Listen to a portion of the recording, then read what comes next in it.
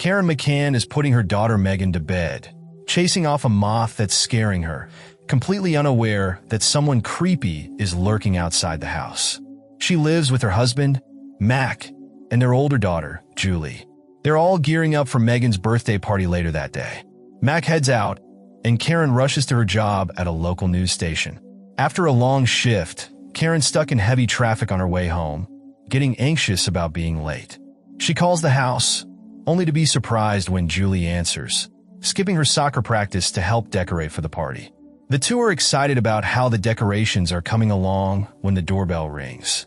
Julie answers, but before she can react, she's attacked and thrown to the ground by a large man. Karen hears her daughter screaming and tries to get help, desperately calling out, but the man assaults Julie.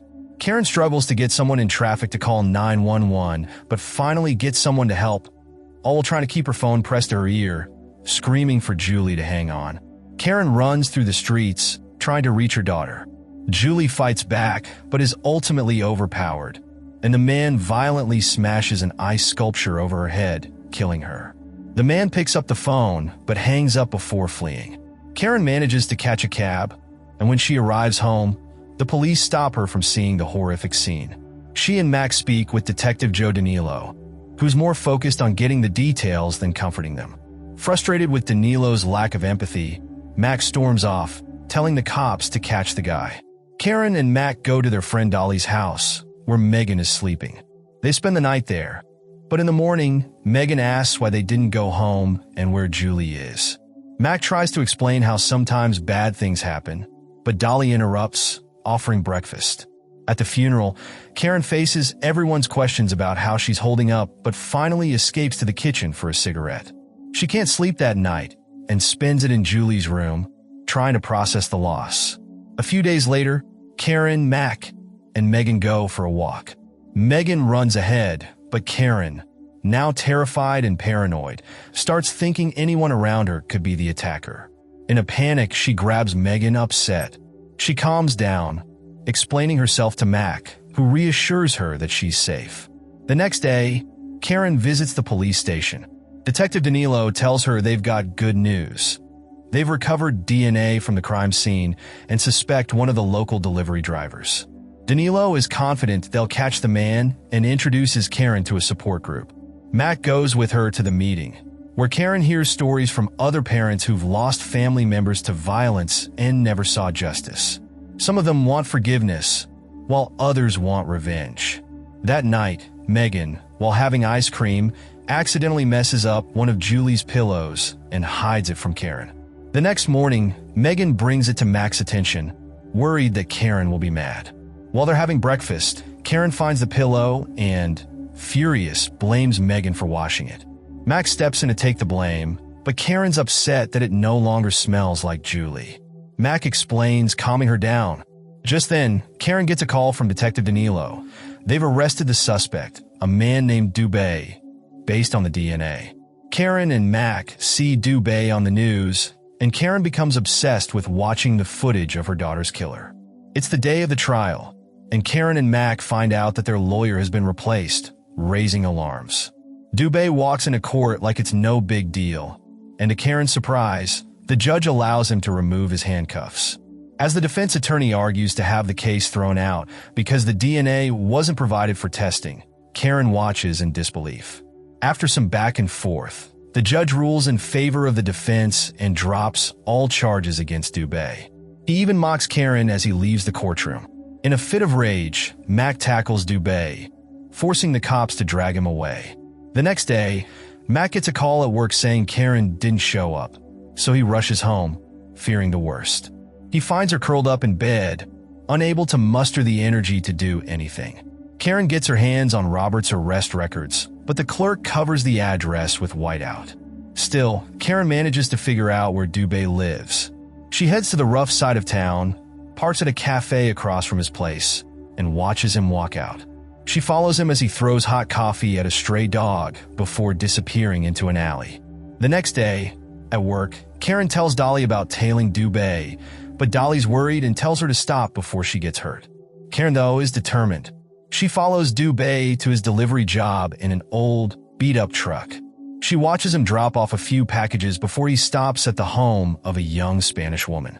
Dubé watches her through the window, then takes a break to pee. He spots Karen watching him from her car, causing her to quickly drive off. Karen rushes to the police station to report Dubé, but Detective Danilo warns her to stop following him and tells her to back off.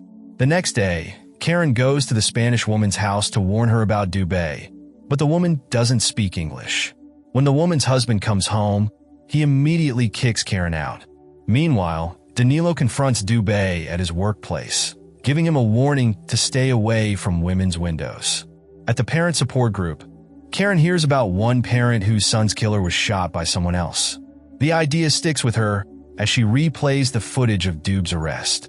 The next day, while Megan is at the playground, Dubé shows up, acting friendly and getting Megan to invite him to play. The teacher calls the other kids in after recess, not realizing that Megan hasn't returned. Later, when Karen picks Megan up from school, Dubé appears in front of them. He tells Karen to stop following him and threatens to hurt Megan, leaving Karen stunned. At the support group, Karen meets Sydney, a father whose son's killer was taken out, and she begs him for help with Dubé. Sydney, seeing how desperate she is, agrees to meet her at a garage. Angel, another group member, watches them closely. That night, Karen meets Sydney and another man, Martin, at the garage. She admits that she can't move past what Dubé did to her family. Sydney and Martin reveal that they had planned a revenge hit and offer to help Karen train and get a gun, but with the condition that she has to pull the trigger herself. Karen agrees and starts gun and combat training right away. She also begins to plan with Sydney and Martin. After another meeting, Karen feels like she's being followed while heading to her car. She lies in wait and attacks a man who turns out to be an innocent businessman. She feels bad for attacking him, but strangely empowered afterward. This boost in confidence leads her to be more affectionate with Mac. That night, Megan has a nightmare and calls for Mac, but Karen goes instead.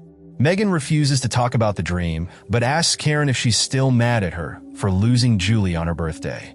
Karen apologizes and spends the night with her daughter. Meanwhile, Sydney and Martin discuss whether they can trust Karen. Sydney leaves, unaware that an FBI van is parked nearby, recording their conversation. He meets with Karen, hands her a gun, and tells her she can still back out, but Karen is firm. At another meeting, Angel warns Karen not to go through with it, saying she'll get caught, but Karen refuses to listen. Back home, Matt confronts Karen for lying about where she had lunch. He tells her he knows about her going to the shooting range and questions why she hid it. When he asks if she bought a gun, Karen denies it, technically telling the truth. Karen goes to Angel's house, where Angel reveals she's an FBI agent investigating vigilante activity in the support group. She urges Karen to stop what she's doing for the sake of Megan's future.